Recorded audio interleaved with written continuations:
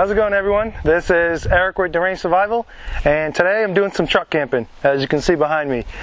Who I have with me is Cuckoo Bird and her son, little Zach. And today I'm going to teach Zach how to set up a fire and basically build a fire, so stay tuned. So the first thing I usually do is set up my bag over here, and I just have a PVC pipe that I stick inside the hole there and just fashion up the bag. And she has hers on the opposite side there. So I just have the truck parked in the middle over there, and as you can see, it's a nice open area. In the background there's actually water that runs by, and unfortunately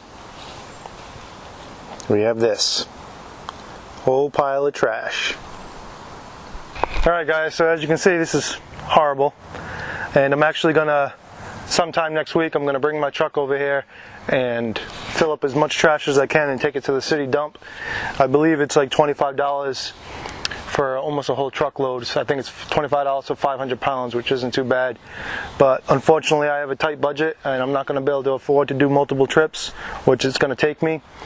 If you guys want to donate any money to help the cause of cleaning up nature, please do so. I'll leave a link in the description, and I really appreciate all the support.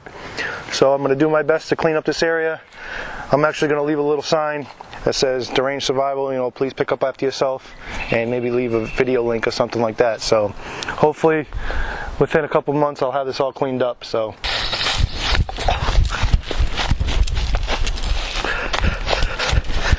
how's it going, guys? So, you know that instant when you go in the woods and all of a sudden you got to take a crap? I came up with a solution to make life a little simpler. So I got a 5-gallon bucket, cut out the bottom, and I got a pool noodle, put it right on top for a nice, comfortable, cushiony seat to sit on. So you could take your little toilet, go to any location you choose, plop it on the ground, do your business, and take off. Just got the 2 tents set up. This is an old tent that I got for like 30 bucks at Walmart, and this is the Clip Flashlight 2 from Sierra Designs. It's one of my lightweight backpacking tents, and I just have an old poncho on the ground for the dog and the dog bed and dog bowl. But we got the basic setup so far. Got 2 hammocks set up, and we're just relaxing and just hanging out. So we got 1 hammock set up over there.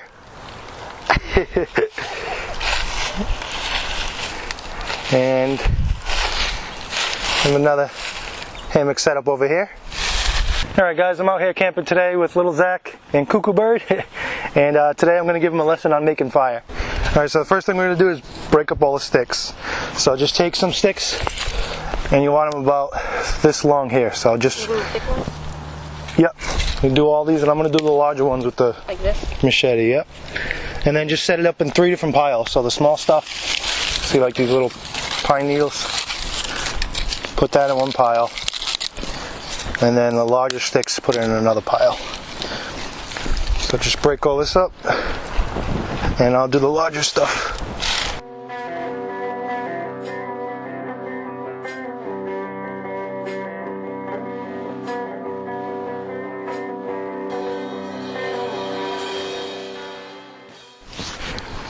So, I've already explained to him, there's 3 stages of sticks that you need. The smallest being tinder, next is kindling, and then large fuel wood, which I have off to the side here, off frame. Alright, so we're going to use a ferro rod today to start the fire, and we're going to use birch bark to get it going. So take the knife, you got to come down here, and see all this paper stuff?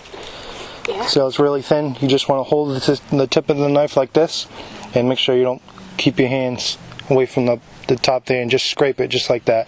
And you want to create a little pile of stuff on the leaf there.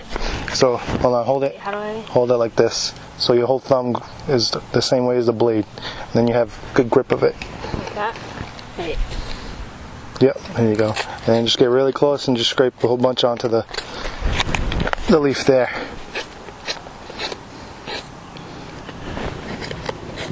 And this stuff is it has oil in it, so it makes it light really fast. That? Yep, that should be good. And now see the other paper one? Mm-hmm. Yep, just want to grab that, with 2 hands and then just crinkle it up as much as you can, make like a little dust pile.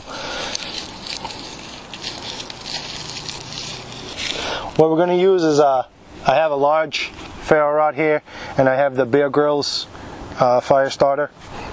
So we're just going to use the striker for the Bear Grylls, and we're going to use the large ferro rod. So you just want to hold it like this, and sometimes I put my thumb on the back of the metal here so you can scrape off a whole bunch. So you want to hold this still, and then this you want to press up and pull back, so like that. Alright, this part I have to move. Yep. There you go, yep. You gotta face it downward, yep. That's alright. Once this gets lit, we're gonna put some of this stuff on it. And it takes a lot of practice.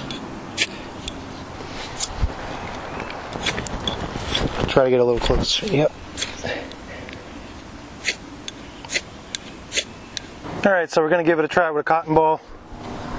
As you can see, it's really difficult using natural materials. It takes a lot of practice. But a cotton ball is a great sauce tinder. And you just want to just break it up like this so it's nice and fluffy. Now this is probably going to light really fast, so once this lights, you want to grab a small part of this, let it light, and then place it down on top gently. Try to go right inside the cotton ball, right in there. There you go.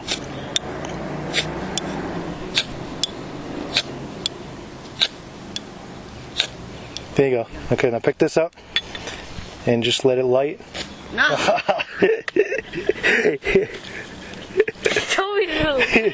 Alright. Oh my god. You gotta hold it above it like this and let it light. And then once it's lit, then you place it down gently. Don't drop it because it'll smother it. Okay. So see, it takes a lot of practice. Oh, almost had it. Feel the burn. Light. Please. See how important it is to bring a lighter?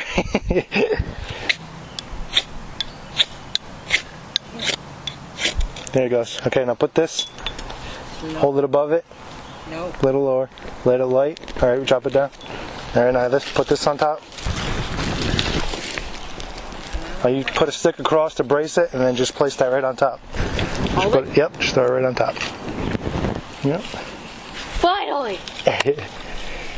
And then you let it go a little bit. The more pine needles, the better. You let it light a little bit, and once the flame is above where the fuel is, then you can add another layer on. So then you just take your pile,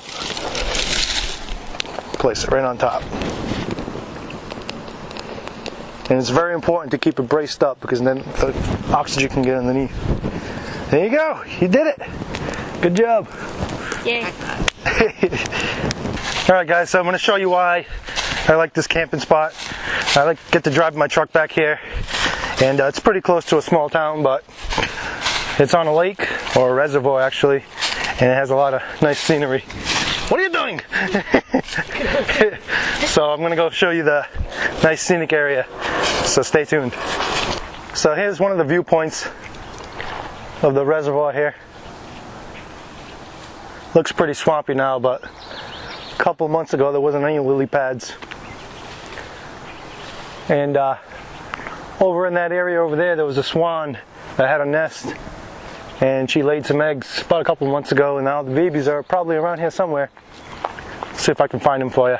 So here's another viewpoint, guys, and it looks really beautiful at sunset and sunrise. Probably come back here in the early morning hours, and you can see the sun rising over the trees. That's actually east in that direction, and west is behind the camera. So at some point this used to be a bridge. Usually see a lot of people do some fishing over there. There's a couple houses off to the right there, and there's a bar off to the left. But I got separation from civilization by the water. Separation from civilization by the water. Wow. Didn't even mess that one up. So this is the other side here, and it's a small stream. It goes all the way up. Usually people come down here to kayak, and at night when the sun starts to set, this is west over here, It looks really beautiful, so I'll come back here right before the sun sets. And there's 2 beavers that roam around here, and beavers are actually monogamous, which basically means they stay together for life. And hopefully I'll capture them at some point today.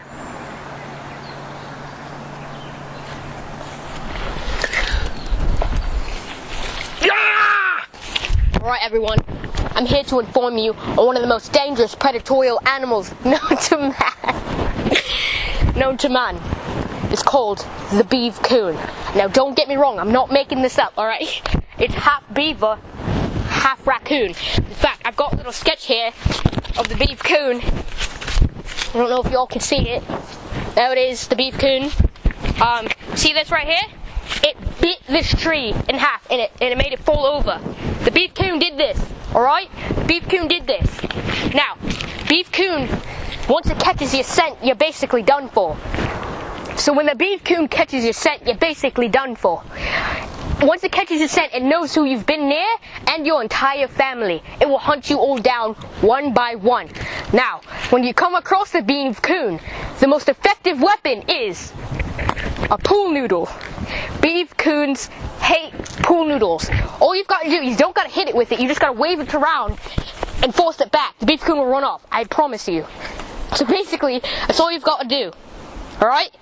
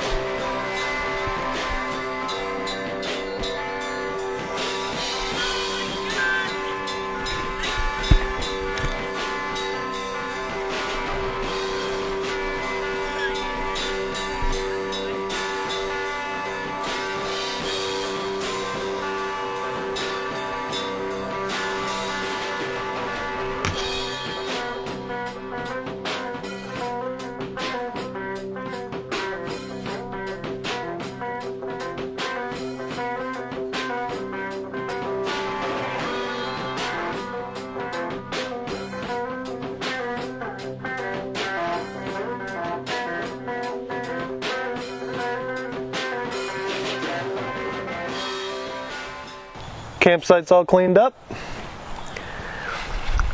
Fire's just about to go out.